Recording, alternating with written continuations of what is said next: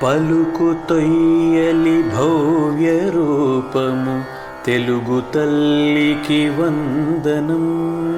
మార్గదేశీ సమ్మిళత్ బహు ప్రక్రియాభకు వందనం.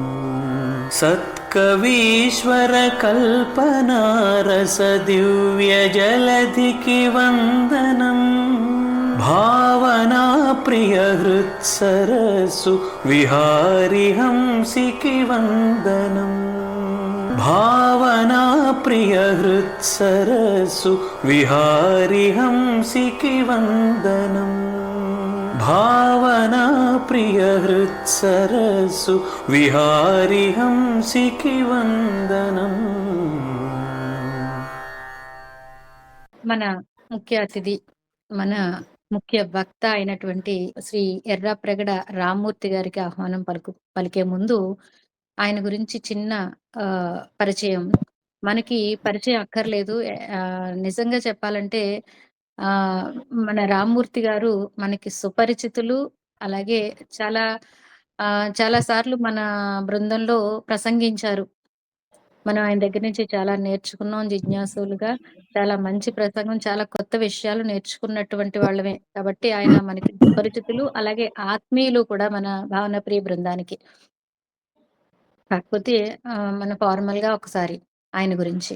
ఈయన జన్మస్థలం తూర్పుగోదావరి జిల్లా పోతవరంలో పుట్టినప్పటికీ ఈయన స్థిర నివాసం ఇప్పుడు ఉండేది స్థిర నివాసం ఏంటంటే ఖమ్మం జిల్లా పినపాక మండలంలో ఈయన ఉంటారు.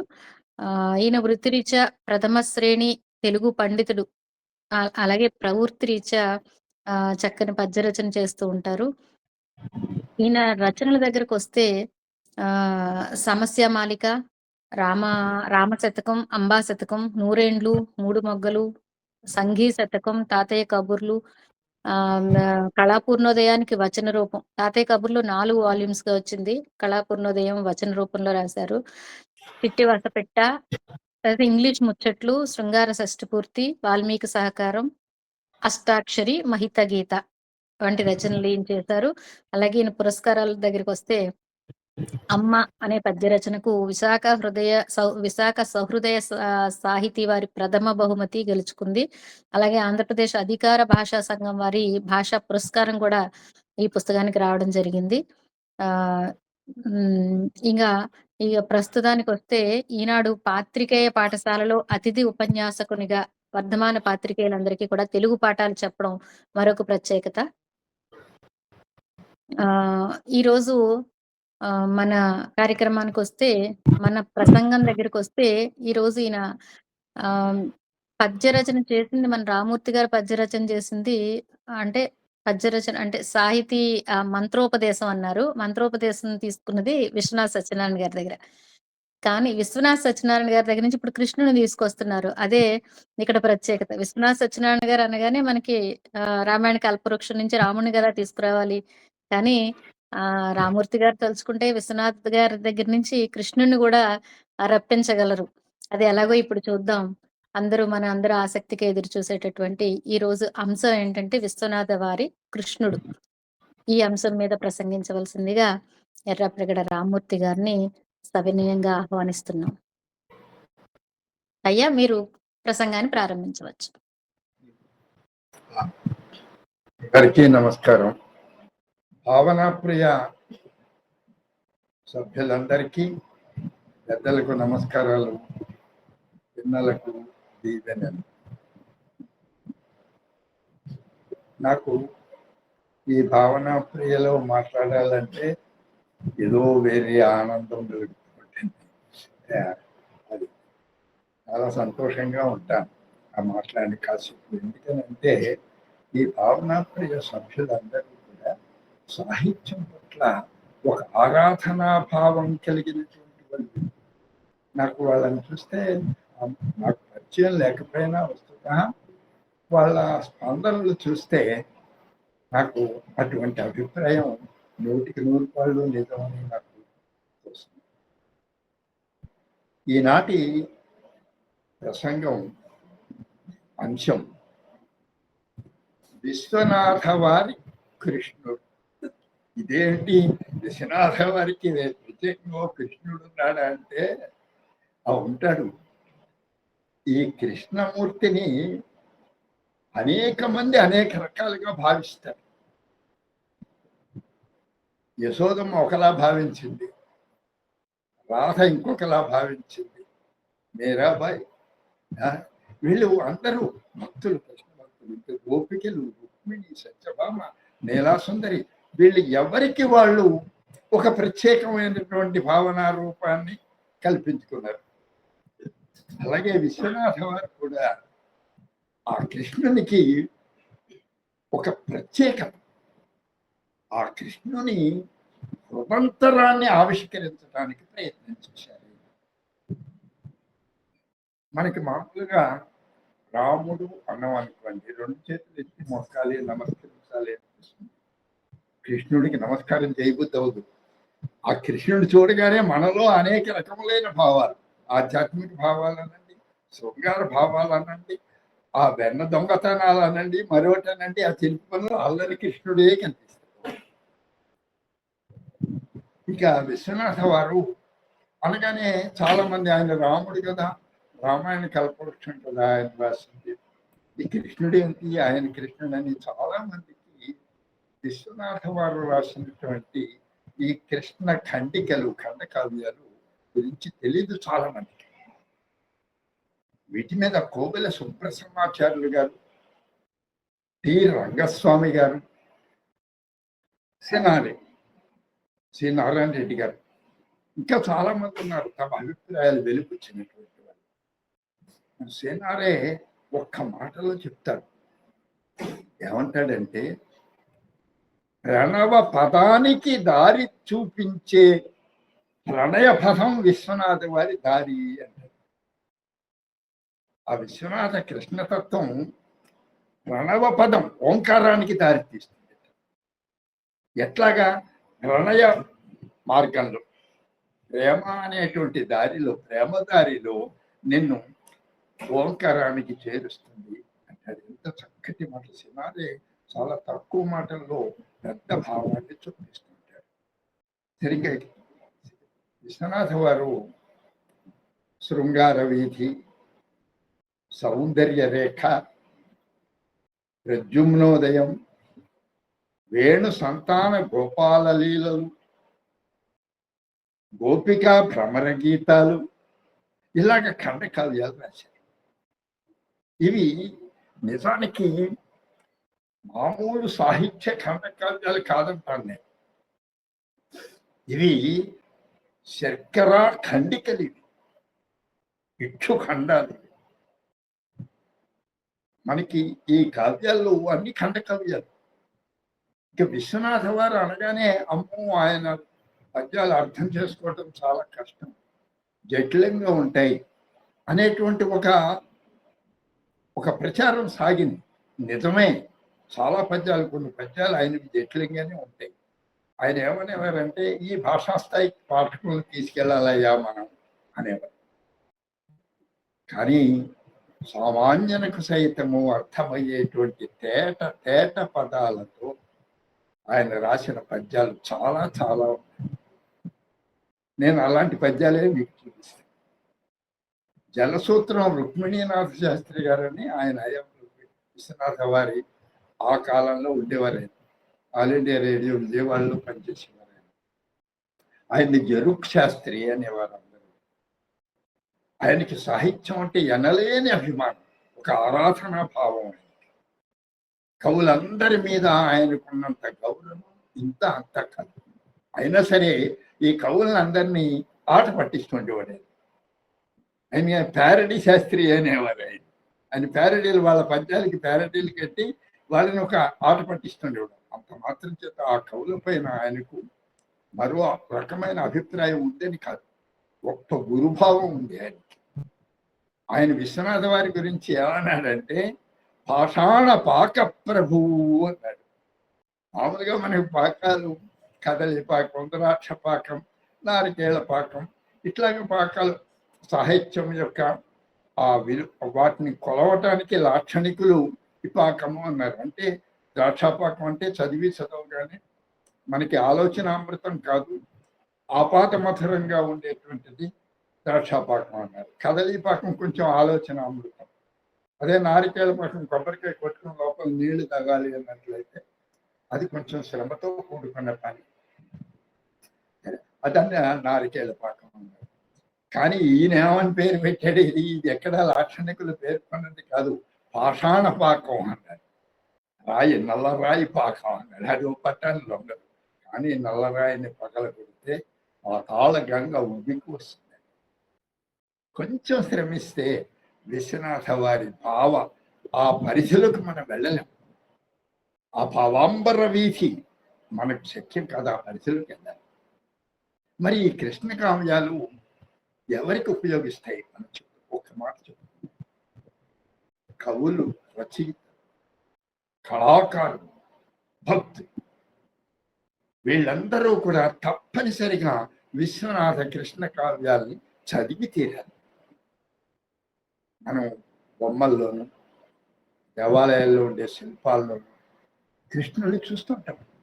ఎంతో మంది వర్ణించారు. కృష్ణ కర్ణామృతాన్ని మించినటువంటి కావ్యం ఇంకోటి లేదు ఆ కృష్ణుని లీలలు వర్ణించడానికి. అయినా సరే విశ్వనాథ వారి కృష్ణుడికి ఒక ప్రత్యేకత. కృష్ణుని ఆంతర్యాన్ని ఆవిష్కరిస్తాడు అక్షర రూపంలో విశ్వనాథ. మరి ఇది చదివితే మొత్తం కావ్యాలు చదవకపోయినా ఒక కావ్యం చదివితే చాలు.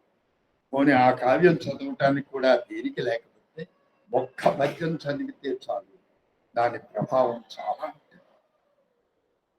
ఏమవుతుంది, ఇప్పుడు కవులు కానీ రచయితలు కానీ, ముఖ్యంగా వర్తమాన కవులు రచయితలు పేరు పొందినటువంటి వాళ్ళు సైతము కూడా ఆ భావ పరిధికి ఒక లిమిట్ మేర హద్దులు ఏర్పడిపోయి ఉంటాయి. వాళ్ళు ఏం రాసినా ఏం చెప్పినా ఆ పరిధిలోనే, ఆ గాడిలోనే తిరుగుతూ ఉంటారు. విశ్వనాథ వారి ఈ కృష్ణ తత్వం, కృష్ణ కావ్యాల్లోనే ఒక్క పద్యం చదివితే చాలు, అది మహావేగాన్ని మనకి ఇస్తుంది. ఒక పుష్, ఒక్క తోపుతో వస్తుంది. భూమ్యాకర్షణ శక్తి నుంచి విడిపడి రోదస్సులోకి వెళ్ళాలంటే వేగం ఎక్కువ కావాలి. అట్లాగే కృష్ణ కావ్యాన్ని చదవగానే మన ఒక్క ఊపు ఊపేసి విసిరి పడేస్తుంది. అంతే, మన పాత గురువులోంచి అదే గాడిలో తిరుగుతూ ఉంటాయి మన భావాలు. కాదు, బయటికి వెళ్ళిపోతాం. మన భావ పరిధి పెరిగిపోతుంది. దాంతో భావ దారిద్ర్యం వదిలిపోతుంది మనకి. ఎప్పుడైతే భావ దారిద్ర్యం వదిలిపోయిందో నీ భావాంబర వీధి నీది, నీ విహారం నీది. ఈ కవుల గురించి, రచయితల గురించి, కళాకారుల గురించి చెప్తున్నారు. ఇక భక్తులు విన్నారు, అన్వయత్వం చెందుతారు. వాళ్ళ భక్తి పరిపక్వతకు వస్తుంది. వాళ్ళకి నిజంగా కృష్ణ సాక్షాత్కారం.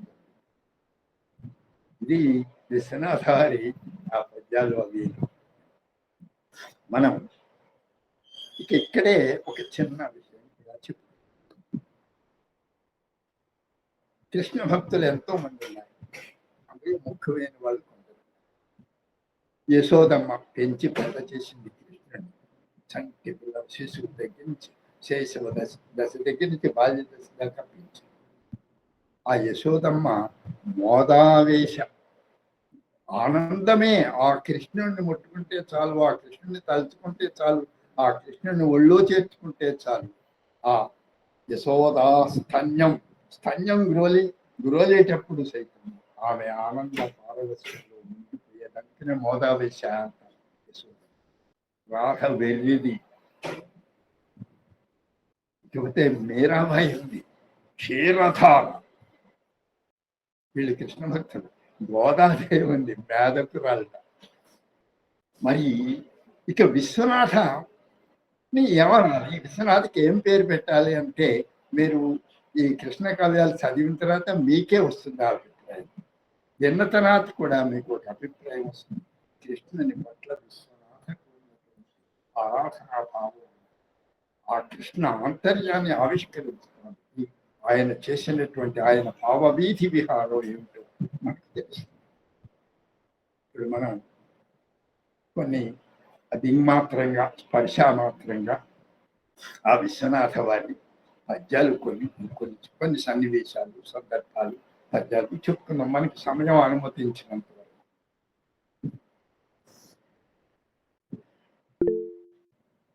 రాధ ఒక రోజుని చెలికెత్తను కృష్ణుడి దగ్గరికి పంపిస్తుంది. చాలా కాలమైంది, కృష్ణుడి దర్శనం లేదు, రావటం లేదు, ఏమయ్యాడో తెలియదు. తనకై తాను వెళ్ళి వెతకటానికి అంగీకరించదు మనస్సు. కృష్ణుడు తన దగ్గరికి రావాలి అని అంతరాంతరాల్లో ఉండే కోరిక ఆ చెలికెత్తను పంపుతుంది కృష్ణుడి దగ్గరికి. కొన్ని సందేశం ఇస్తుంది. ఓ రాధాకృష్ణ. రాధ కృష్ణుని రాధాకృష్ణ అని సంబోధిస్తుంది. విశ్వనాథ వారి రాధ గుర్తుపెట్టుకోండి. రాధాకృష్ణ, నాకు నిద్ర రావటం లేదు, కంటికి నిద్ర లేదు, పంటికి నీరు లేదు, ఆహారం తినబుద్ధి కావట్లేదు, నాలుకకు రుచి ఉండటం లేదు, పిచ్చిదాన్ని అయిపోతున్నాను, ఒక్కసారి రావయ్యా అని రాయబారు పంపిస్తుంది. చెలికెత్త పంపిస్తుంది. ఈ చెలికెత్త వెళ్తుంది కృష్ణుడి దగ్గరికి.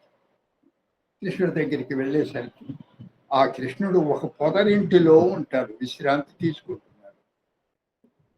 ఈ రాధ చెలికెత్తను అంత దూరంలోంచి చూస్తాడు. ఆ పొదరింటిలోంచి బయటికి వచ్చాడు. ఈ చెలికెత్తుకు ఎదురు వెళ్ళాడు. ఇది విశ్వనాథ వారు చెప్పిన మాట. అంటే రాధ పట్ల కృష్ణులకు ఉన్నటువంటి అభిప్రాయం ఎలా, ఆ గౌరవ భావం తెలుసు. వీళ్ళు చెలికెత్తుకు ఎదురు వెళ్ళి ఆమెను రాధ క్షేమ సమాచారాలు అడుగుతారు. ఆ చెలికెత్తు చెబుతుంది, ఓ రాధాకృష్ణ, రాధ మనలో లేదు, ప్రాణాలు పిట పెట్టుకుని ఉందయ్యా, నీ దర్శనం కోసం తహతహలాడిపోతుంది అని రాధ చెప్పిన మాటలన్నీ కృష్ణుడికి చెప్తుంది. బిలబిల బిలబిలలాడుతూ ఇక్కడ కృష్ణుడిని చూడగానే గోపికలు వచ్చేసారు. 16,000 మంది చుట్టుముట్టేశారు. ఇంకా కృష్ణుడు ఇంకా మనలో లేడు. ఇంకా ఈ చెలికెత్త తిరుగు ముఖం పట్టి రాధ దగ్గరికి వస్తోంది. ఈ చెలికెత్త కోసం ఎదురు తన్నులు చూస్తోంది రాధ. అంత దూరంలో చూస్తుంది. ఈ చెలికెత్త ముఖం ఎర్రగా ఉంది, రాగరంజితంగా ఉంది.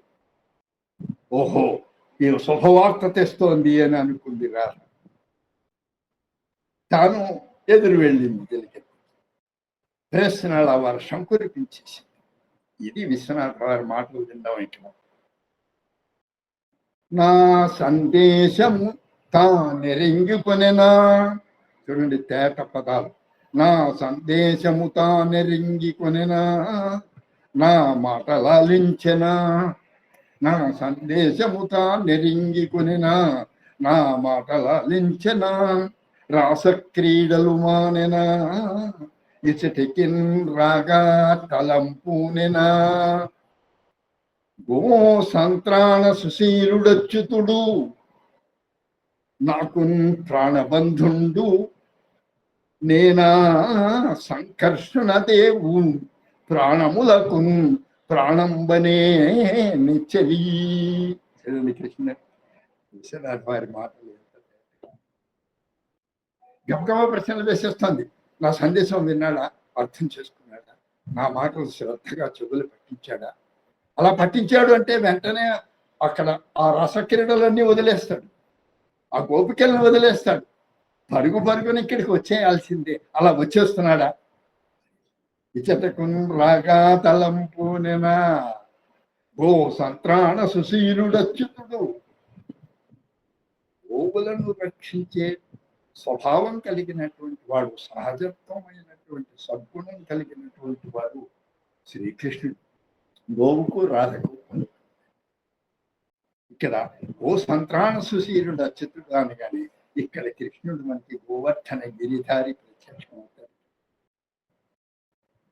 ఇక నాకు ప్రాణబంధుడు అంతటితో ఊరుకోవట్లేదు.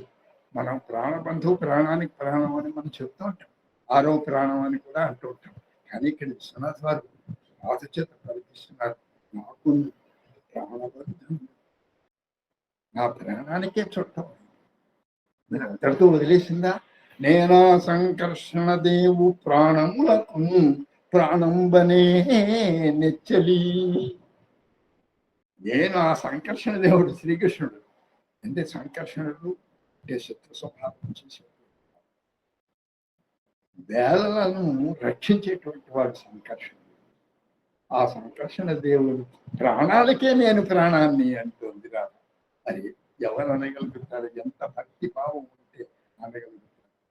రాధాకృష్ణుల ప్రేమ అనగానే అందరూ పచ్చి శృంగారంలోకి వెళ్ళిపోతారు. వద్దు, ఇది స్పిరిచువల్ లవ్, ఆధ్యాత్మిక వాత్సల్యం అనండి, ఆధ్యాత్మిక ప్రేమ అనండి, ఆధ్యాత్మిక అనురాగం. ఒక జీవుడు పరమాత్మతో పరమాత్మ దర్శనం కోసం నాతహలాడిపోయేటువంటి పరిస్థితి, రాధ పరిస్థితి. వెంటనే ఆ చెలికెత్త చెప్పేసింది, అమ్మా కృష్ణుడు, నువ్వు రాధాకృష్ణుడు అనుకుంటున్నావు కాదమ్మా, గోపికలు చుట్టుముట్టేశారు. ఆ వలయం ఎలా ఉందనుకుంటున్నావు? 2 మన్మథ ధనుస్సులను ఎదురెదురుగా పెడితే వలయం ఎలా ఉంటుందో అలా ఉంది మా వలయం. చుట్టుముట్టేశారు, మనలో లేడు కృష్ణుడు అని చెప్తుంది. ఏ మాటలు వినగానే రాధ కుప్ప కూలిపోతుంది, మూర్ఛపోతుంది. ఎన్ని ఆశలు పెట్టుకుంది. నా మాటలు వినగానే ఎక్కడ పనులు అక్కడ వదిలేసి పరుగు పరుగున వచ్చేస్తాడు కృష్ణుడు అని ఆశపడి. ఇది ఈ రాధ విషయం. కానీ ఈమె మూర్చిపోయింది. ఆ చలికెత్త జాత తీర్థంది, రానే వచ్చేసాడు కృష్ణుడు, ఇక్కడికి వచ్చేసాడు. నిజంగా రాధ ఆలోచన, రాధ ఆశ నిజమైన ఆశ. కృష్ణుడు వచ్చాడు, రాధను సేద తీర్చాడు, ఆమెతో మంచి మాటలు మాట్లాడాడు, ఆమె దుఃఖాన్నంతా కూడా పోగొట్టాడు. ఇది ఒక సన్నివేశం. ఇంకొకటి చెప్తున్నాను. ఎదువుల యందు చుట్టము, ఎదువుల యందు చుట్టము, లతంకుల యందున భర్త, ద్వారకాస్పదులకు వారికి ప్రభువు, భక్తుల పాలిటి కామధేనువు. ఆ ఎదుకుల మౌళి ఏదియవు, అన్నియునవు మరి ఏది కాడు, ఎయ్యదీను కాడు, తత్ప్రభు దృగంతపు వెన్నెల సర్వమయీచనం. ఇక్కడ గొప్ప వేదాంత విషయాన్ని తేట మాటల్లో చెప్తున్నాడు. యదువుల యందు చుట్టం, ఆ యాదవులందరికీ బంధువు. కొంతమందికి అన్నయ్య అవుతాడు, కొంతమందికి తమ్ముడు అవుతాడు, కొంతమందికి బాబాయ్ అవుతాడు. ఇలాగ రకరకాలుగా బంధుత్వాలు ఉన్నాయి యాదవులతో కృష్ణుడు. మరి లతాంగుల యందున భర్త, లతాంగులందరూ కూడా స్త్రీలు మహిళలందరూ కూడా ప్రభువుగా తమ భారాన్ని వహించేటువంటి వారిగా భావిస్తారు. మరి ద్వారకాస్పదులకు వారికి ఇంకా ద్వారకా నగరవాసులు ఉన్నారు, వాళ్ళకి రాదు ప్రభువు. మరి భక్తులు ఉన్నారు, ఈ భక్తులు యదువుల్లో ఉన్నారు, లతాంగుల్లో ఉన్నారు, ద్వారకావాసుల్లో కూడా ఉన్నారు. ఈ భక్తుల పాలిటి కామధేను, వీళ్ళకి కామధేను అవుతాడు. ఇలాగా అనేక మందికి అనేక రకాలుగా కృష్ణుడు సాక్షాత్కరిస్తాడు.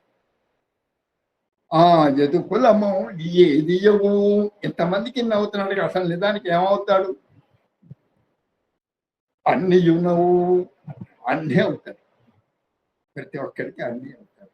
మరి ఏది కాడు, ఎయ్యదియను కాడు, ఏం కాడు, ఎవరికి ఏం కాకుండా ఉంటాడు, అన్నీ అవుతాడు అంటున్నావు కదా. అబ్బే ఏది అవరు. మరి ఎట్లా ఇది? ప్రభు దుర్గంతపు వెన్నెల సర్వమయీచనం అని ఒక్క మాటతో ఈ కారణం చెప్తున్నాడు. వెన్నెల విరపోస్తుంది, సుధాంశువులు వర్షిస్తూ ఉంటాయి పండ్లు వెన్నెలలో. మొత్తం ప్రతి వస్తువు ఆ వెన్నెలలో ఉన్నటువంటి అన్ని చరాచర జీవులన్నీ కూడా ఆ వెన్నెల మయమైపోతాయి. కానీ ఆ జీవులు అక్కడ ఏం చెప్తాం? ఒక చెట్టు ఉంది, చెట్టు అనే చెప్తాం, వెన్నెల్లో ఉంది చెట్టు అని చెప్తాం. ఒక లత ఉంది, ఆ లతను వెన్నెల అనమ్మని, లతే వెన్నెల్లో వెలిగిపోతుంది. ఒక పువ్వు ఉంది, పువ్వు ఈ వెన్నెల్లో ఇంకా ప్రకాశిస్తుంది. అదే ఆ కృష్ణుని కంటి తుకలందు సుధాంశువులు వెల్లివిరుస్తున్నాయి. అక్కడ వెన్నెల వర్షిస్తుంది. ఆ వెన్నెలే సమస్తం. ఇంకా వెన్నెల ఎక్కడ శాశ్వతంగా ఉంటుంది? ఏ వస్తువును వెన్నెల్లో ఉన్న వస్తువును కూడా మనం వెన్నెల అని పిలవం. అదేవిధంగా భగవతత్వం అన్నీ తానే అవుతాడు, కానీ ఏది కాదు. మనం కనుక ప్రయత్నం చేస్తే ఇక్కడ ఆ కృష్ణుని కంటి తుదలందు వెళ్ళి వీసేటువంటి ఆ వెన్నెలను మనం చూడగలుగుతాం ప్రయత్నం చేస్తాం. ఇది గొప్ప వేదాంత విషయం. భగవంతుడు పరమాత్మ గురించి చెప్తుంటారు, తత్వమసి, అహం బ్రహ్మ, ఇలా రకరకాలుగా వాళ్ళు వేదాంతాల్లో చెబుతుంటారు వేదాంతం వచ్చిన. కానీ అవన్నీ తీసిపెట్టి ఇదే చెబుతున్నాడు, వాడి చూపులే వెన్నెల, ఆ కృష్ణుడి చూపులు, అందరికీ అన్ని అవుతాడు, తాను మాత్రం ఏమీ కాదు అని చెప్తున్నాడు. ఇక్కడ తేట అయిన మాటలతో విశ్వాసం. ఇక ఇంకొక పద్యంలో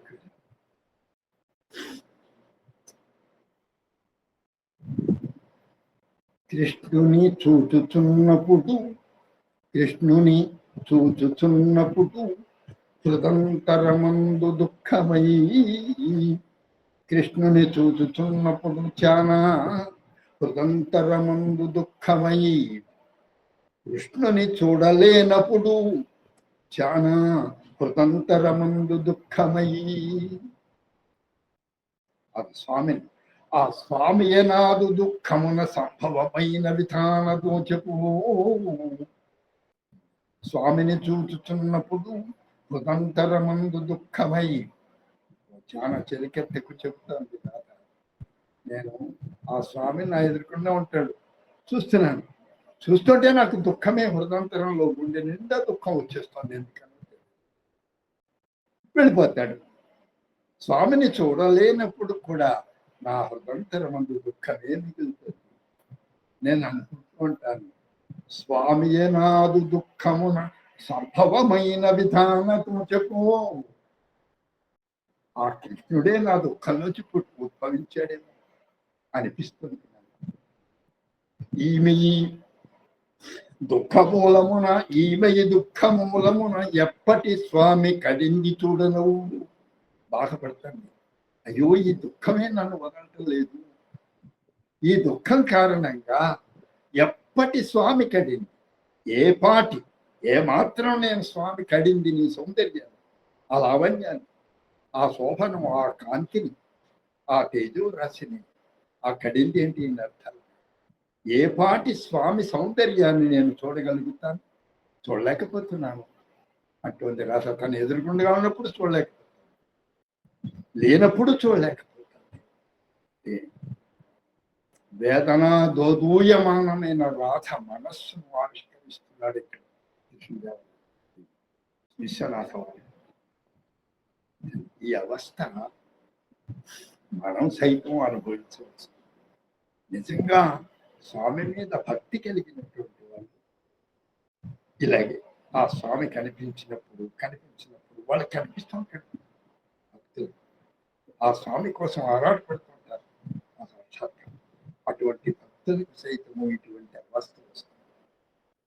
ఇక ఇటువంటి అవస్థ పొందినటువంటి కవి కానీ రచయిత కానీ తాను రచించినటువంటి రచన కవిత్వంలో జీవం తొణికిసలాడుతూ ఉంటుంది. ఈ అవస్థ పడిన వాడు రచించిన రచన వేరుగా ఉంటుంది.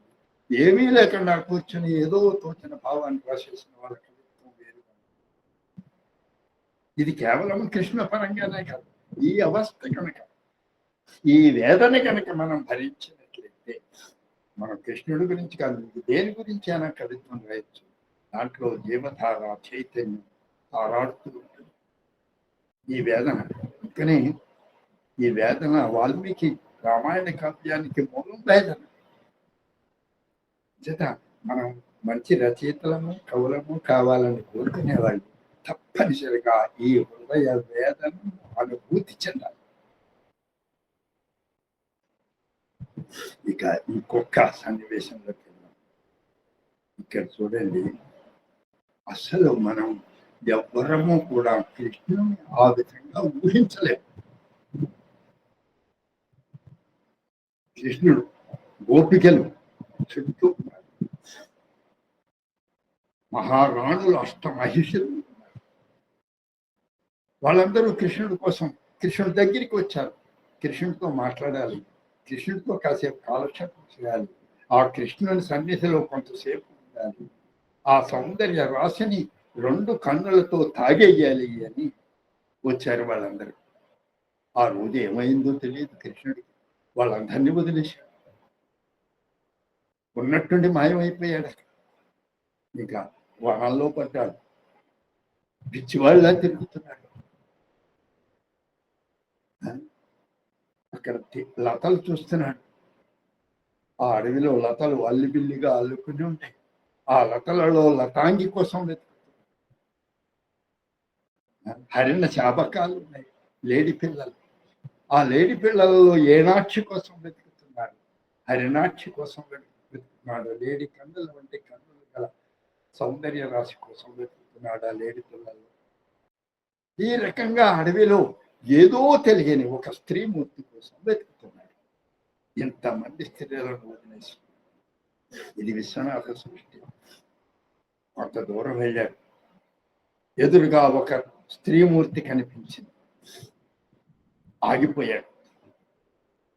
తనకు కావలసిన స్త్రీమూర్తి ఆమెయే అనుకున్నాడు. ఎలా ఉంది ఆ స్త్రీ? ఆ చూపులు చురకత్తుల్లాగా. ఆమె వేణీభరంలో బుసలు పడగ విప్పి బుసలు కొడుతోంది నాకు. ఇక ఇన్ని మాటలు ఎందుకు? ఆమె లావణ్యము విషకుల్యలాగా ఉంది. ఆ శ్రీమూర్తిని అంటే ఆమె లావణ్యము ఒక కాలువలాగా ప్రవహిస్తుంది. ఏమిటి ఆ కాలువలో ప్రవహించేది? సెగలు పొగలు కక్కే విషం ప్రవహిస్తుంది. ఆ స్త్రీమూర్తి నచ్చింది కృష్ణుడు. దగ్గరికి వెళ్ళాడు.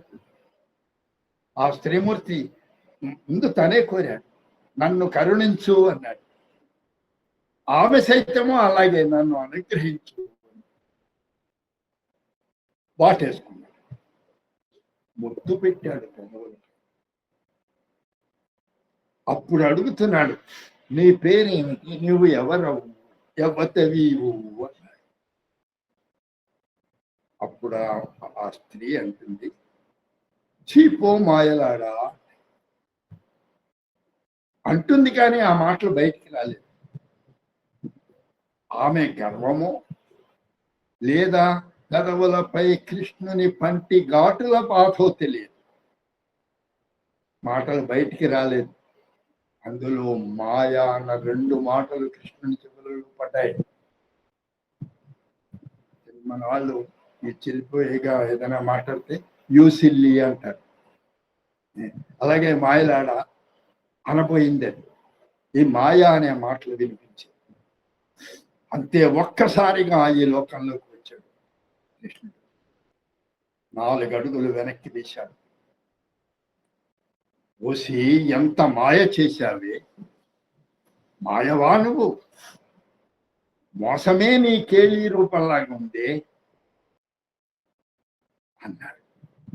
ఇక ఆ కృష్ణునికి అనేక మార్పులు వచ్చాయి కృష్ణుడు. ఇక్కడ విశ్వనాథ గారు చెప్తున్నారు చూడండి. అను ఏమంటున్నాడు? పోసి మాయా ఎంత చేశావే అంటున్నాడు. అను జగదీశు నేత్రముల నాడిరి చంద్రుడు సూర్యుడు. ఈ మాటలు అంటున్నటువంటి ఆ కృష్ణుని కళ్ళల్లో సూర్యుడు చంద్రుడు ఆడుతున్నట్టు ప్రత్యక్షమయ్యారు. కేవలము బొమ్మల్లా ఉండిపోకుండా కదలాడుతున్నారు ఆ కళ్ళను.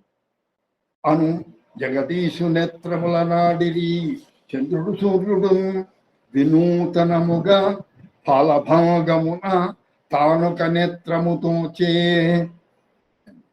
ఎంతో కొత్తగా ఆ కృష్ణుని నుదుట ఒక కన్ను కనిపించింది. దాని వెలుగున నుసియబో,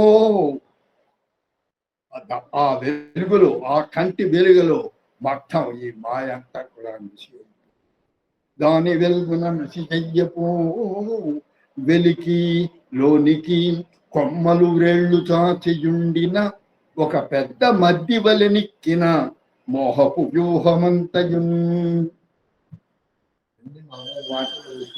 పెద్దలంటే ఎవరు నమ్మలేదు, అంత చక్కటి పెద్ద. ఆ మోహం, ఆ మాయ కప్పేసింది కృష్ణుని సైతం. అది ఎలా ఉంది? ఆ మోహపు వ్యూహం ఒక పెద్ద మద్ది చెట్టు లాగా. మధ్య చాలా ఎత్తు పెరుగుతుంది, చాలా బలంగా ఉంటుంది, శక్తివంతంగా ఉంటుంది, చావ ఉంటుంది దాంట్లో. దానిపైన, భూమిపైన కొమ్మలు ఎంత దూరం వ్యాపిస్తాయో, ఎంత ఎత్తు వ్యాపిస్తాయో, లోన వేళ్ళు సైతమో అంతగా వ్యాపిస్తాయి. అంత పెద్ద మద్ది చెట్టు వలె నిక్కింది, గర్విస్తుంది ఆ మోహపు వ్యూహం. అదంతా కూడా ఈ కృష్ణునికి భాగాన తోచినటువంటి, వినూతనంగా తోచినటువంటి ఆ మూడవ కంటి వెలుగులో బూడిదైపోయింది. ఇక్కడ పరమశివుడికి చూపిస్తారు. ఇక్కడ ఇది చదువుగానే పరమశివుడు మన్మథుడి దహనము మనకి కనిపిస్తుంది, కామదహనం. ఆ శివుడు మూడవ కంటిలోంచి అగ్నిత్వాలు వచ్చి మన్మథుడిని బూడిది చేసి, అప్పుడు తర్వాత రతీదేవి ప్రార్థన ఆలకించినటువంటి శివుడు బోళాశంకరుడు, నీకు మాత్రం నీ భర్త కనిపిస్తాడమ్మా, ఇతరులకు కనిపించడు, వీడు అతనుడు, అశరీరుడు శివుడు చెప్తాడు. ఇక్కడికి వచ్చేసరికి ఎవరైనా ఊహించగలము కృష్ణుని భాగంలో కన్ను పుట్టింది. ఈ మాయ వలలో పడపోయాడు. ఈ మాయ గర్విస్తోంది. పరమాత్మ అంతటి వాణ్ణి నేను నా మాయ వలలో చిక్కుకునేటట్లు చేయగలిగాను. కానీ అదంతా క్షణికమే. కృష్ణుడు శివుడైపోయాడు. అక్కడ శివుని కంటి మంటలో మన్మథుడు భస్మమైతే, ఇక్కడ కృష్ణుని కంటి వెలుగులో బూడిదైపోయింది మాయ.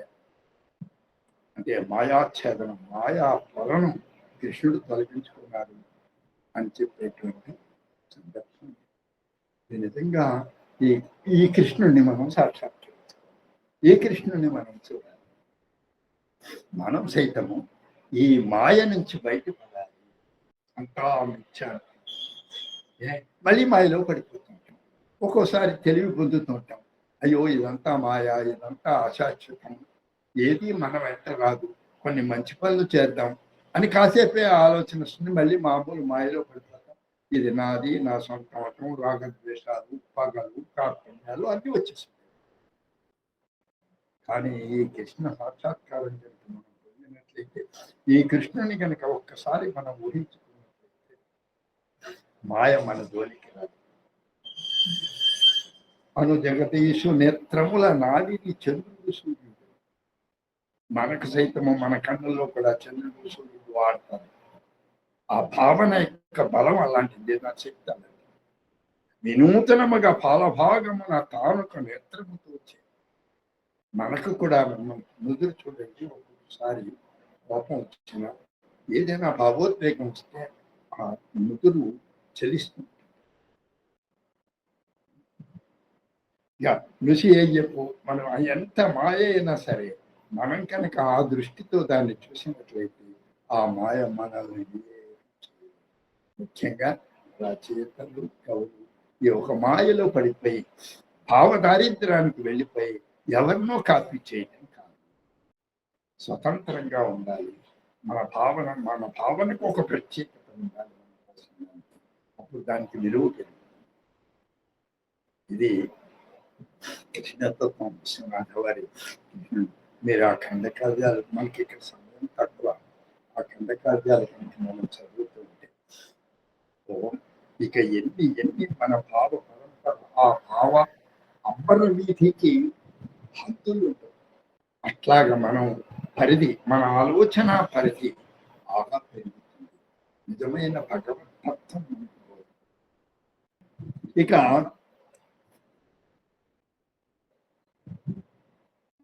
ఈ ఒక్క పద్యం మనం చెప్పుకొని ఈ సన్నివేశం చెప్పి ఇది చాలా అవసరం. ముఖ్యంగా కవులకు, రచయితలకు, కళాకారులకు, భక్తులకు ఇది చాలా అవసరం. ఇది సులువుగా మనం అనుసరించవచ్చు, అనుభూతి చెందవచ్చు. చూడండి, విశ్వనాథ గారు అంటున్నారు, ఆయన ఒకసారి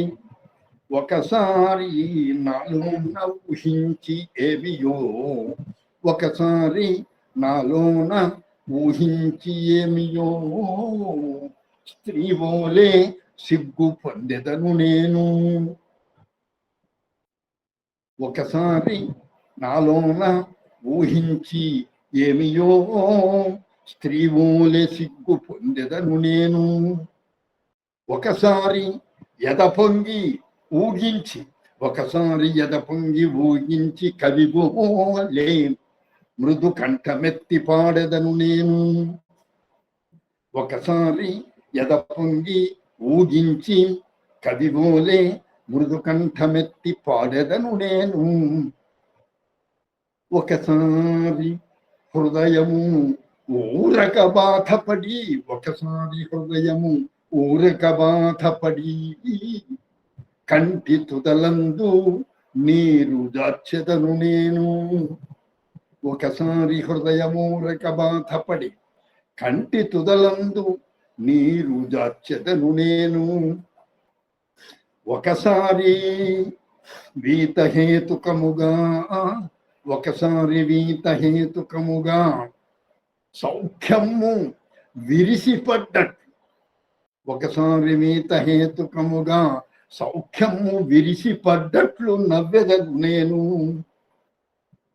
చూడండి, ఆయన స్త్రీలాగే సిగ్గుపడుతున్నాను అంటే ఎందుకు వస్తుంది ఆ సిగ్గు అంటే, ఏదో ఊహించుకున్నాను నేను. ఆ ఊహ ఏమిటో ఈ సిగ్గుపడుతున్నాను అనగానే మనకి తెలుసు. స్త్రీ సిగ్గుపడినట్లుగా సిగ్గుపడిపోతున్నాను నేను అంటే ఏదో ఊహించుకున్నాను. ఆ ఏదో చెప్పడం మనకి అర్థం అవుతుంది. ఒక్కసారి హృదయం పొంగిపోతుంది. ఇది ఈ సిగ్గు, హృదయం పొంగటం రచయితలు, కవులకు ఉండాల్సిన ప్రధాన లక్షణం. పాలకొండ వెయ్యి మీద పెట్టాం, పొంగుతుంది, పొంగులు వారిపోతుంది. మన హృదయం అలా ఉండాలి. అది ఆవేశం, గద్దావేశం అనేది, రచనా ఆవేశం అనేది. కానీ వెంటనే మనం కలం పుచ్చుకొని, కాగితం పుచ్చుకొని రాయడానికి ఆ పొంగు చల్లారితే మీగడ కడుతుంది. కడివెడు పాలకు చారెడు మీగడ. అదే గొప్ప రచన, గొప్ప కవిత్వం. అలాగే ఒకసారి ఎద పొంగి ఊగించి ఒక ఊపు ఊపేస్తుంది. కవిబోలే మృదు కంఠమెత్తి పాడేదని నేను. ఇంకొకసారి వీతహేతుకముగా ఏ కారణము లేకుండా, ఎలాగా ఏదో పెద్ద సుఖం వచ్చి విరిసి మీద పడిపోయినట్లుగా అనిపిస్తుంది నాకు. ఈ అనుభూతి మనం ప్రయత్నం చేసే రావచ్చు. ఏదైనా సుఖం వస్తే మనం ఇలా ఆలోచించలేము. మనం సౌఖ్యం విరిసిపడ్డట్టు, అది అనేక రకాలకు పెద్దదైపోయి ఒక పెద్ద బెలూన్ విచ్చుకుంటుంది. చూడండి, ఆకాశంలో విమానాల నుంచి దిగుతూ ఉంటారు, గొడుగు విచ్చుకుంటుంది, దిగుతారు దాని నుంచి. అట్లాగా ఈ సుఖము విరిసి మీద పడ్డట్లుగా నేను పగలబడి నవ్వుతాను. తర్వాత చూడండి, ఏ మహాభావమో వచ్చి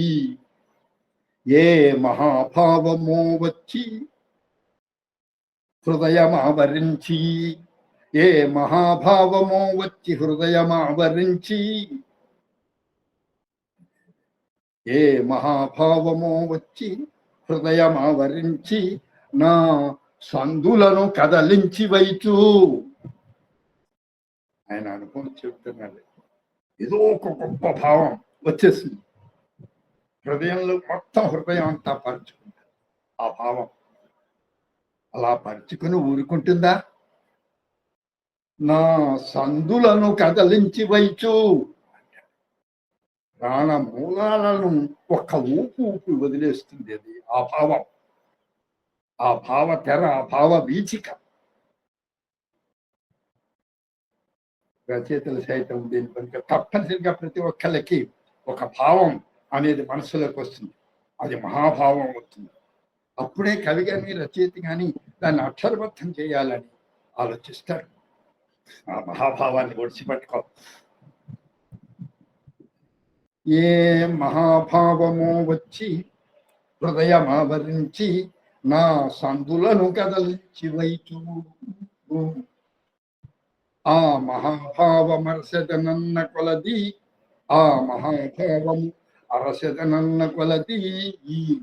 ఏమిటి ఆ భావం? దాని పుట్టుపూర్వోత్తరాలు ఏమిటి? దాని ఆద్యంతాలు ఏమిటి? ఆ భావాన్ని పరిశీలించి దానికి ఒక రూపం ఇవ్వాలి, అక్షర రూపం ఇవ్వాలని పరిశీలన చేస్తూ ఉంటే చేసే కొద్దీ కూడా చివరి చెప్తున్నాడు, నా విలోచన పథమెల్ల నల్లనయ్యా. ఆ భావం ఏమిటా అని నేను ఆలోచిస్తున్న, పరిశీలన చేస్తుంటే నా విలోచన పథమెల్ల, నా చూపుల దారి అంతా కూడా కృష్ణుడు. నల్లనయ్యా, నీల మేఘశ్యాముడు ఆయన కృష్ణుడు. విశ్వనాథ వారు కృష్ణుని ఏమంటారంటే మోహన తోయదమూర్తి. మోహన తోయదమూర్తి కృష్ణుడు. తోయదము అన్నట్లయితే వర్షించడానికి సిద్ధంగా ఉంటుంది. నిండా ఆ మేఘ నిండా నీరుంటుంది, వర్షించదు. ఆ మేఘము యొక్క వర్ణం, రంగు ఎలా ఉంటుందో ఆ రంగులో ఉంటాడు కృష్ణుడు. అది మోహన రంగు, మోహనమైనటువంటి వర్ణం, అవ్యక్తమైనటువంటి అందం అది. అటువంటి రంగు కలిగిన వాడు కృష్ణుడు, మోహన తోయత మూర్తి. ఇక ఆయన చూస్తున్నాడు, ఆ భావం ఏమిటో అని పరిశీలన చేస్తుంటే ఆ చూపుల దారి నిండా కృష్ణుడే. ఏ కృష్ణుడు? నల్లనయ్యా. ఆ మోహన పయోధమూర్తి నిండిపోయి ఉన్నారు.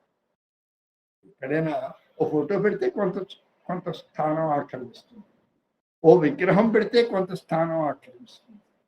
మనం మనస్సులో ఆ కృష్ణమూర్తిని కనుక భావిస్తే కొంత చోట ఆక్రమిస్తాడు మన ఆలోచనలు. ఇక్కడ అలా కాదు, మొత్తం దారంతా కూడా కృష్ణుడు నల్లనయ్యే. అటువంటి కృష్ణ దర్శనం మనం తప్పనిసరిగా ప్రయత్నం చేస్తే మనకు ఆ దర్శనం కలుగుతుంది. ఇక్కడ చూడండి, సిగ్గుపడుతున్నాడు. ఆ సిగ్గులో చిలిపి కృష్ణుడు ఉన్నాడు. ఒక్కసారి నాలోన ఊహించి ఏదో ఊహించుకుంటున్నాను, స్త్రీ ఓలే సిగ్గు పొందుతున్నాను. ఆ సిగ్గులో చిలిపి కృష్ణుడు ఉన్నాడు. ఇక ఒక్కసారి అయితే హృదయం ఉప్పొంగి నేను కంపించిపోయి ఒక కవిలాగా పాట పాడుతున్నాను, మృదువైన మధురమైన కంఠం. ఆ పాట స్వరంలో మురళీధరుడు ఉన్నాడు. వాడిని చూడటానికి ప్రయత్నించేద్దాం. అలాగే ఒక్కసారి ఊరక బాధపడి, ఆ హృదయం ఉట్టినే బాధపడుతున్నాడు. మరి అలా బాధపడుతూ ఏమవుతుంది? నేను వద్దనుకున్న అప్పు చేసుకోవాలన్నా ఆగకుండా కంటి కొలకొల నుంచి నీరు ధార కట్టేస్తుంది, కన్నీరు ధార కట్టేస్తుంది. ఆ కన్నీటి ధారలు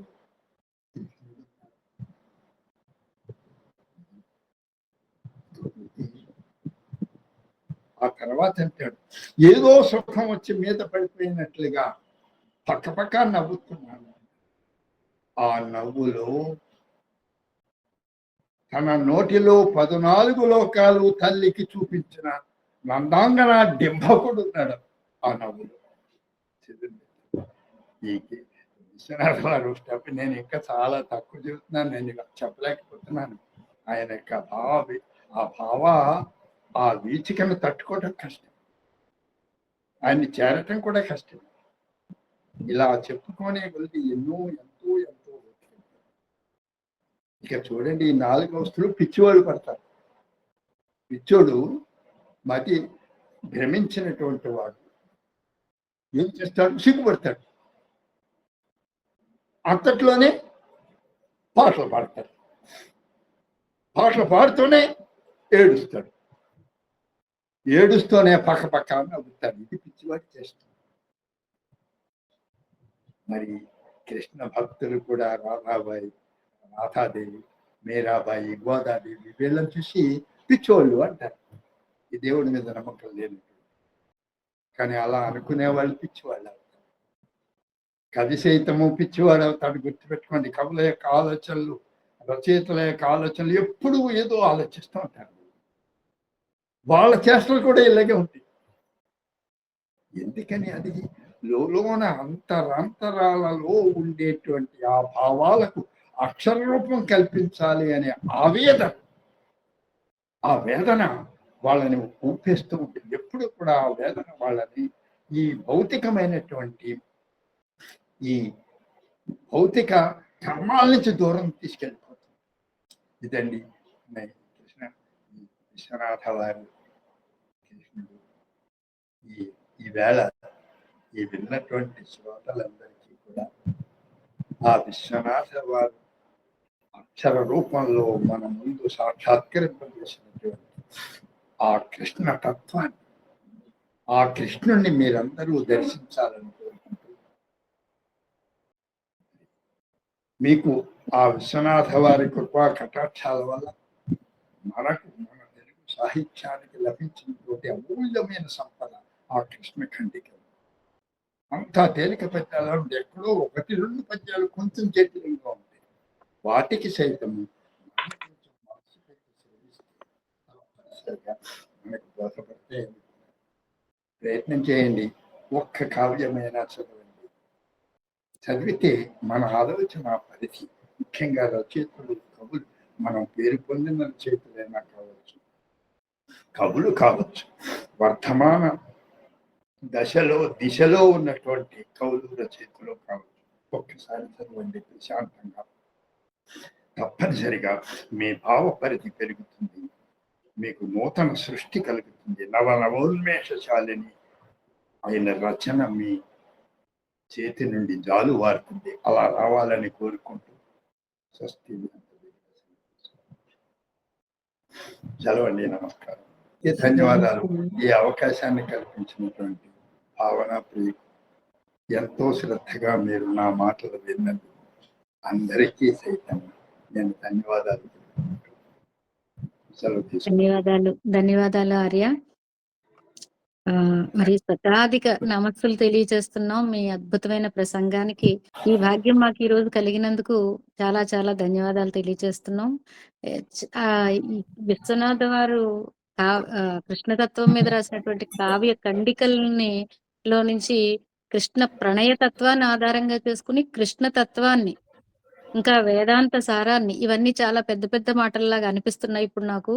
కానీ ఇంత సారాన్ని చాలా సులభమైన పదాలతో, చాలా ఆత్మీయమైన వాతావరణంలో మీరు మాకు అందించిన విధానం నిజంగా మేము చాలా అదృష్టవంతులు. ఈరోజు విశ్వనాథ సత్యనారాయణ గారిది నిజంగానే నారికేళ ఫలపాకంగా స్థిరపడిపోయినటువంటి మా అభిప్రాయాల కోసాలు కదిపేశారు. ఇంకా చదవచ్చు, చదివితే అర్థమవుతుందనే ధైర్యాన్ని మాకు ఇచ్చినందుకు ముఖ్యంగా చాలా ధన్యవాదాలు చెప్తున్నాను.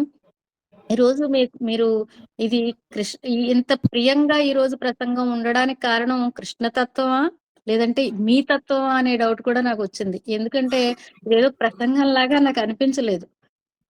చాలా ఆత్మీయ వాతావరణంలో ఎవరో ఇంట్లో పెద్దవాళ్ళు, మావయ్యో, ఇంకోళ్ళో, తాతయ్యో చెప్పినట్టుగా అలాంటి వాతావరణం కనిపించింది.